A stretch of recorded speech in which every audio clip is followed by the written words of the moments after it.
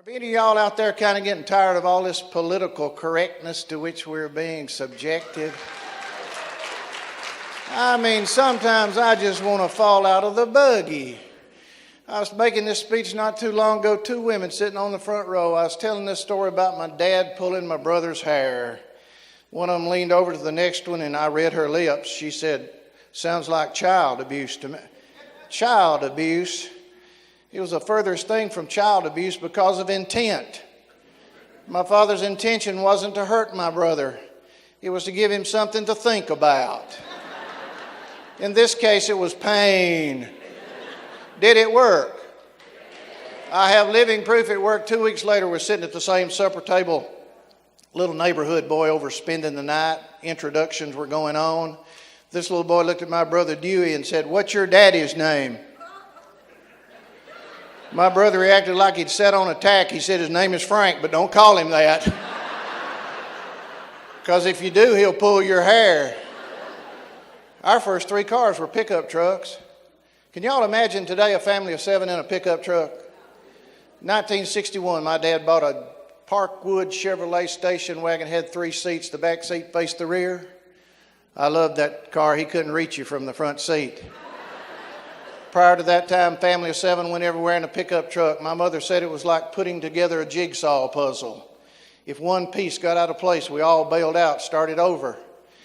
For you who don't know how, here's how you get 7 people in the cab of a pickup truck. My dad got in first, locked his door.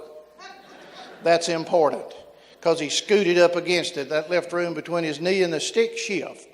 For my little brother Dewey, who sat out on the edge of the seat, my mother oochied in behind him. My brother John stood beside her. I sat out on the edge. My brother Tom was the last one in, shut the other door. If you're counting, she held my sister. Last major objective before we started the truck, started up the road, get the other door shut and locked.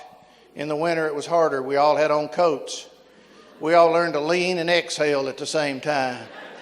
Get smaller. Sometimes it took my brother 3 tries to get the door shut. Kaboom! You remember you had to push a handle forward. Somebody would say it didn't click. He would try it again. Kaboom!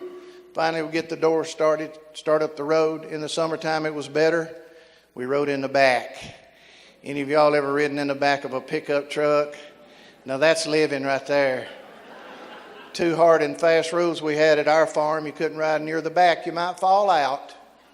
The other rule was you could only climb up 3 slats high. Now that's living, going down the road 3 slats high. The sun in your face, the wind in your hair. I've had head-on collisions with June bugs at 55 miles an hour. I did learn how to keep the gnats out of your eyes. You ride with your mouth open. I was doing that one day and swallowed a stink bug at 55 miles an hour. As another way of introduction, I'll tell you I'm a 51 model. I'm a median age baby boomer. They call us the sandwich generation because we're uniquely sandwiched between 2 dilemmas. On one side of us is what Tom Brokaw called the greatest generation. I think he's probably right. On the other side of us, the dilemma we face, I have 3 Generation X, Next, Y sons. Now these folks are different. Not wrong, but different. You'd be different too if you learned how to count and how to spell from a 6-foot-tall yellow bird. I'm going to give you slower ones a minute to catch up with the rest of us on that. I mean, my boys were entertained from day one. You know the drill. They grew up on Nintendo, Sega Genesis, Xbox. Now they have a Wii, iPod, iPad, latest mobile device. The millenniums, we're worried about them. You know, your best shot at employing a responsible millennium is to hire a kid off the farm or a firstborn. Isn't that interesting? Why firstborns? More responsible. I can see some of you out there. How many firstborns we have in this audience? Firstborns, more responsible. They took more photographs of you. They took more time with you. You were the first. They said you're carrying the family banner. Most great leaders are firstborns. Got any middle children in the audience? Middle children, get your hands up. Lowest divorce rate is among middle children as a group. Y'all know why? We just make things work. We're the glue that holds the family together, the negotiators. When my brothers and sisters get into it, I go see one of them, I talk to him, I go back and see my sister, I go back and see my brother, say, she didn't mean it.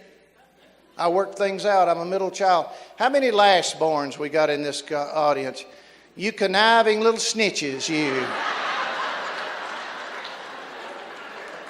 Yeah. By the time you came along, your parents were tired. Y'all got away with everything.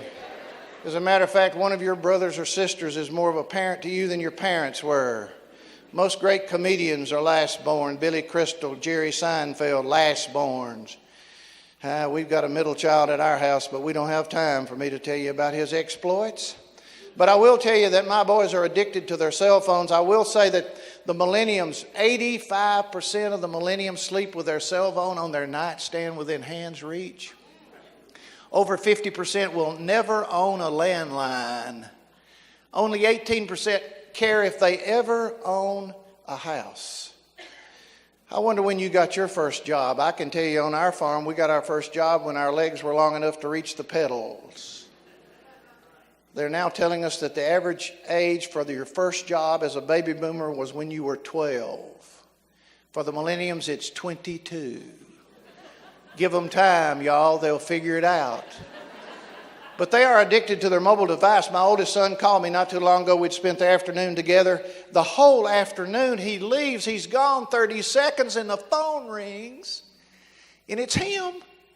Dad, you won't believe what just happened. What just happened, son? You know that hill in front of Brown Draper's house? I said, I don't know that hill, just halfway to the main road. He said, Dad, I topped that hill. It was at night. He said, I topped that hill when my headlights hit the bottom of the hill. 6 little deer standing in the middle of the road, Dad.